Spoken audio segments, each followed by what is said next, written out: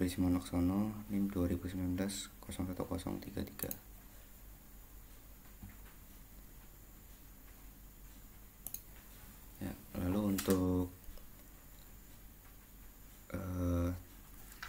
latar belakang atau perumusan masalah tujuan penelitian dari sistem informasi data alumni,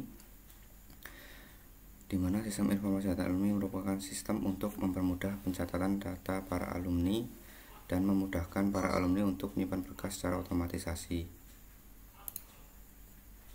Latar belakangnya adalah data alumni banyak yang tidak tercatat karena berkas fisik rusak atau hilang. PHK kesulitan mencatat kembali karena banyak alumni berasal dari luar Pulau Jawa, ada yang dari NTT, Nias, bahkan dari Papua. Kemudian alumni kesulitan mengirim berkas secara fisik melalui ekspedisi karena medan yang susah dari pedalaman. Lalu perumusan masalahnya adalah, oleh karena sering terjadinya kehilangan data alumni, PHK mengajukan untuk membuat sistem informasi data alumni berbasis aplikasi atau otomatisasi pencatatan data alumni di dalam sebuah sistem, di mana pengelola atau petugas dapat memasukkan dan memantau seluruh data alumni, dan para alumni dapat memasukkan data diri secara lengkap. Tujuan penelitian ini untuk mendapatkan keakuratan data dan sistem berfungsi secara tepat dan efisien, sehingga ketika sistem informasi data alumni sudah dibuat dan diaplikasikan, dapat berfungsi untuk mempermudah kinerja para karyawan dan mahasiswa. Untuk hasil tampilannya seperti ini, lalu saya lanjutkan ke mockup.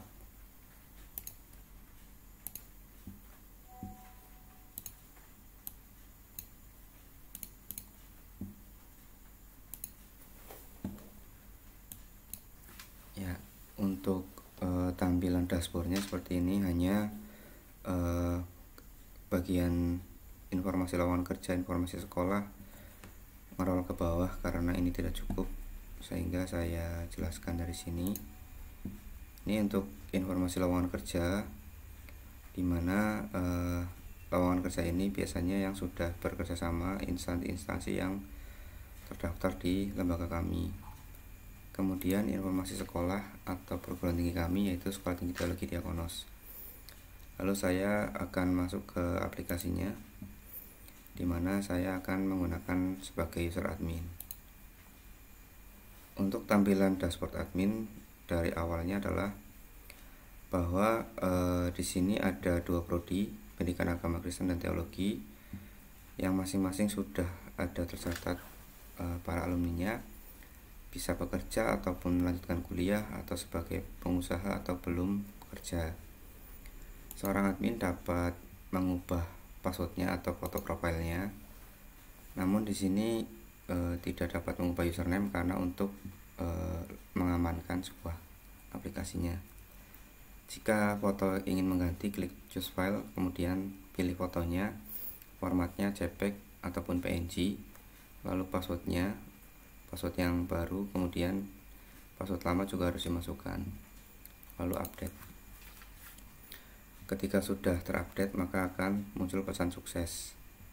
Lalu saya lanjutkan ke data alumninya, dimana di sini nanti akan tampil penomoran induk nasional atau PIN, nomor induk mahasiswa atau NIM, nama, jurusan, rayon, dan sebagainya. Untuk memasukkan data alumni, kita klik masukkan data alumni, lalu kita isikan sesuai kolom yang tertulis. Kemudian kita simpan jika sudah merasa yakin. Kalau batal, klik tombol close-nya. Saya tekan shift, lalu data tersimpan. Untuk melihat lebih detailnya, kita tekan tombol mata ini. Nanti di sini akan kelihatan secara detail baik nama, jenis kelamin, alamat, dan lain-lainnya. Kemudian untuk menghapus, kita tekan tombol yang gambar tempat sampah. Jika yakin tekan iya, jika tidak maka tekan tidak. Saya hapus, lalu data akan terhapus. Kemudian data jurusan. Untuk data jurusan di sini hanya dapat melihat dan menginput dan menghapus, tidak dapat mengubah. Untuk memasukkannya, kita tekan tombol masukkan. kita isi jurusannya misalkan misiologi, singkatannya misalkan MIS, kita save, lalu data akan tersimpan.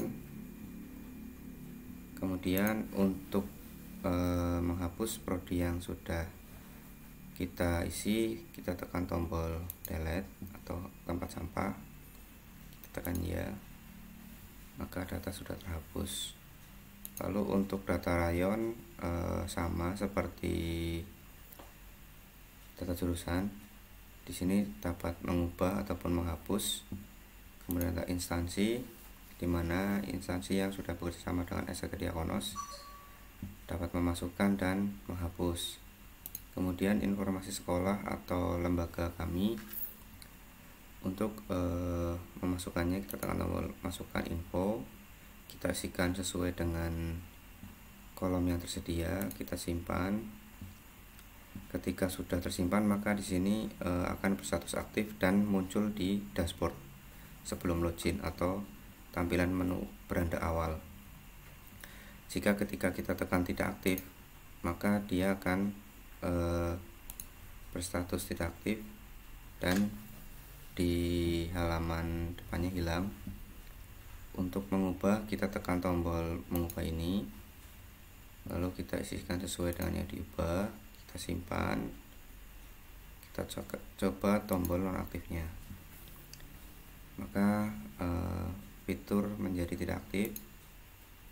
Lalu saya aktifkan kembali menjadi aktif, kemudian saya hapus.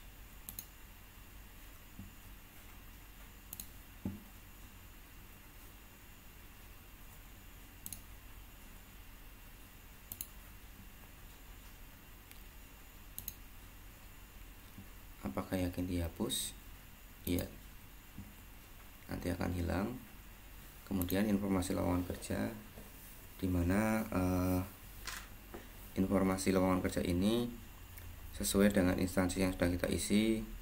Kemudian untuk memasukkannya sama,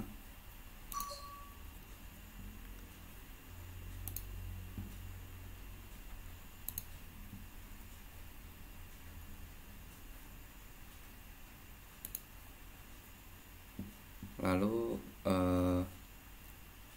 lanjut ke alumni, dimana nanti di dalam tampilan data alumni ini terdapat jejak keseluruhannya di para alumni, seluruh lulusan maupun seluruh jurusan. Jika kita akan memisah sesuai dengan lulusannya tahun berapa, misalkan saya tekan tombol 2023 dan saya isikan dengan prodi pendidikan agama Kristen, maka akan terseleksi dengan sesuai yang kita pilih. Kemudian untuk melihat data rekapan yang ada pada data alumni, kita tekan tombol download rekap, lalu nanti akan muncul tampilan tabel sesuai dengan tahun lulusnya. Lalu saya akan masuk ke menu alumni, saya tekan tombol login, saya login. Untuk tampilan menu alumni, sebagai awal ada dashboard, data saya, riwayat status saya, portofolio, dimana data saya ini untuk memastikan apakah alumni sudah kerja, lanjut kuliah, ataupun memiliki usaha sendiri. Jika sudah kita simpan, nanti akan muncul di riwayat status, contohnya sudah kerja di SDG Center Purwokerto, jenisnya sebagai kepala sekolah.